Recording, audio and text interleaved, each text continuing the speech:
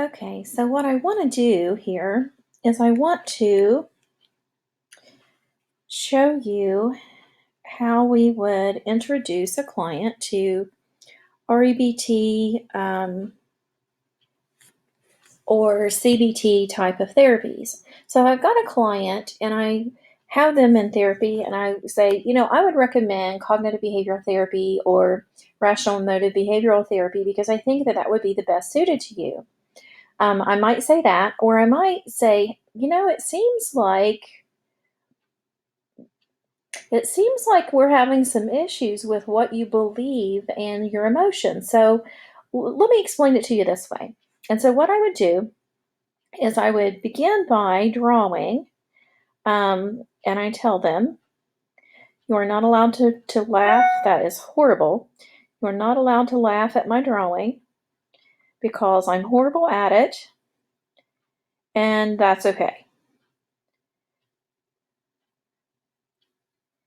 So I'm going to draw this. I would reach over to generally my printer because there's going to be paper in there. I'm going to grab a clean sheet of paper out of my printer, put it on some supportive surface, and I'm going to do this in front of the client.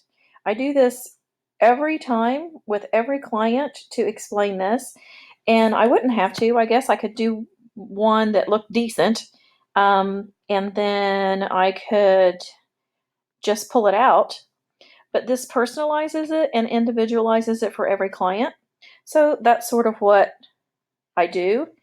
It also helps me build rapport with clients because they can see that I suck at drawing, and there are things they suck at too. So it's really nice to come into an office to see somebody with a doctorate who draws like this. And it really puts them at ease. So I'm going to ask them, can you tell what this is?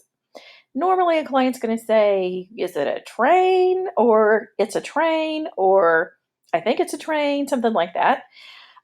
Yes, it's a train. So we're going to use this train to represent a person. And with people, what part, and I'll ask the client, as a person, what do you think the analogy would be if we were saying a person is a train? What part of the train pulls the train down the track, decides what direction it's going, how fast it's going, and where it's going? Well, they're going to answer the first car, the engine. Okay, so as a person, what pulls you forward? What decides where you're going, how fast you're going, sets the pace, those kinds of things? And a lot of times, most times, they will not have an answer. Every now and then they will. But basically, what I'm going to do here is I'm going to say, okay, actually, what makes us move forward, I want to make this a little bigger so you can see, is our beliefs. And I label this. For instance, you believed that coming to this session today would do something for you. If not, you probably wouldn't have come. You believed that coming to college would do something for you. If not, you wouldn't have done it.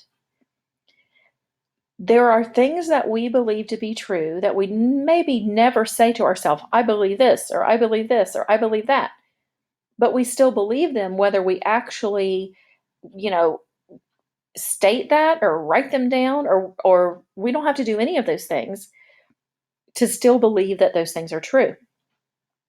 Usually at this point, if you draw from something that the client has said to you already in session or in the intake, then you've got a really good rapport built because you know something that they believe to be true. Use that. Okay, so now we know what it is that pulls the train down the track. We know that what it is that pulls us forward as individuals. What do you think the next train is? What happens when we believe something to be true? Well, let's enlarge this. Usually, we're going to think something about that.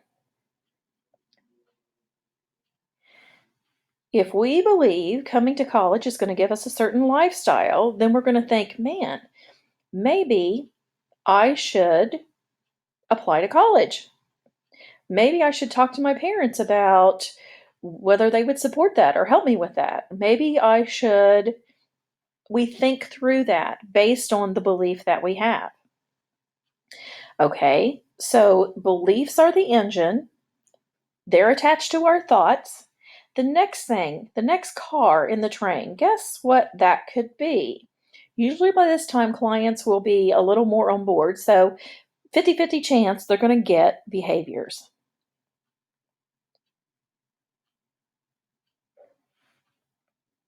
So if we believe coming to college is going to give us a certain lifestyle, we think through how we're going to try to get there, we're going to behave in a certain way. We're not just going to think about applying, we're actually going to get the form, the admissions form, we're going to fill it out and we're going to submit it. So there's a behavior attached to that. So we got beliefs, thoughts, behaviors. What do you think the last thing is? The caboose. See the little caboose here? Little guy can stand out here, and this is supposed to be outside. All right. So what do you think the last thing is? And clients usually, probably 75% of the time, will get this.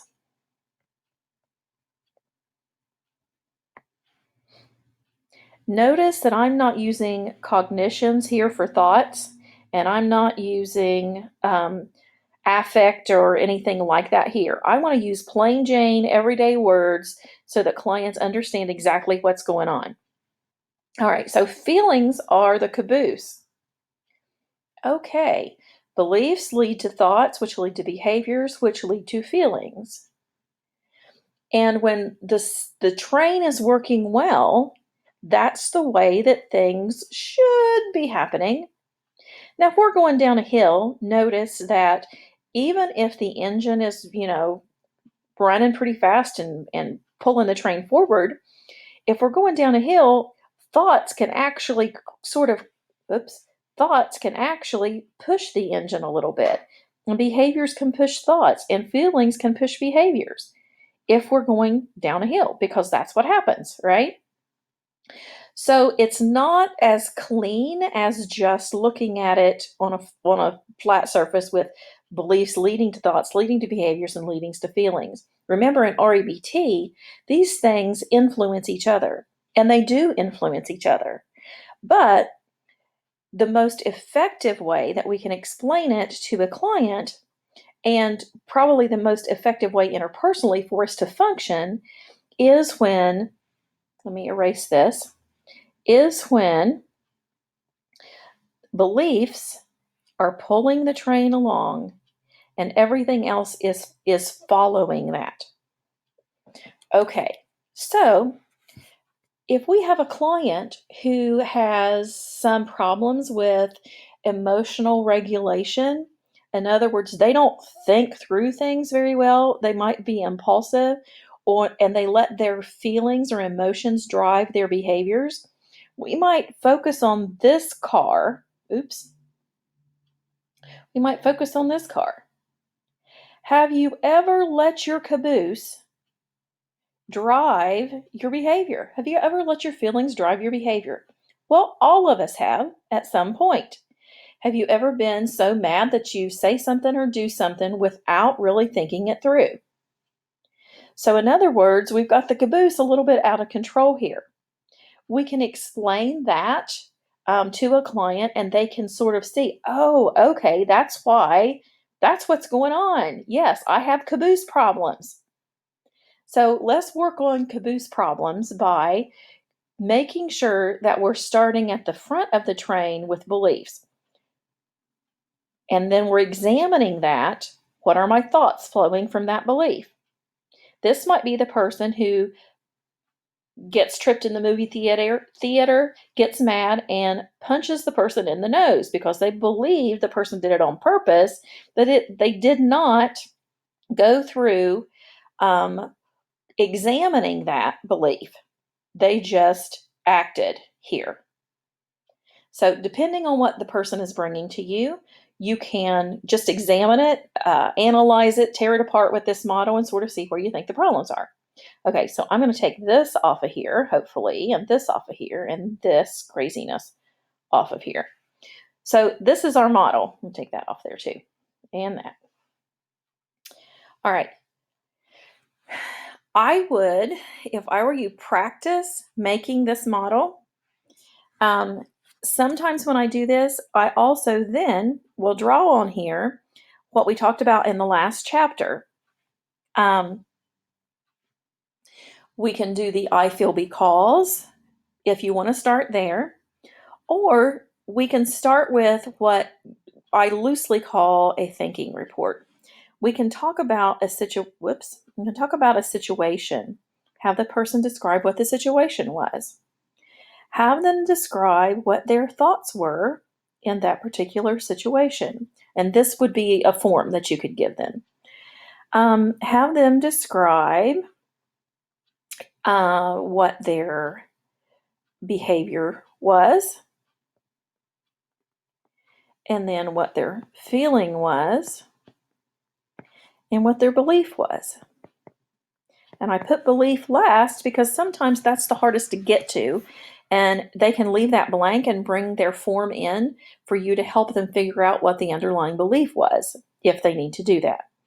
So I actually have a form that's drawn up with all of these things on it, and I'll give that to them sometimes once I've explained the train to them.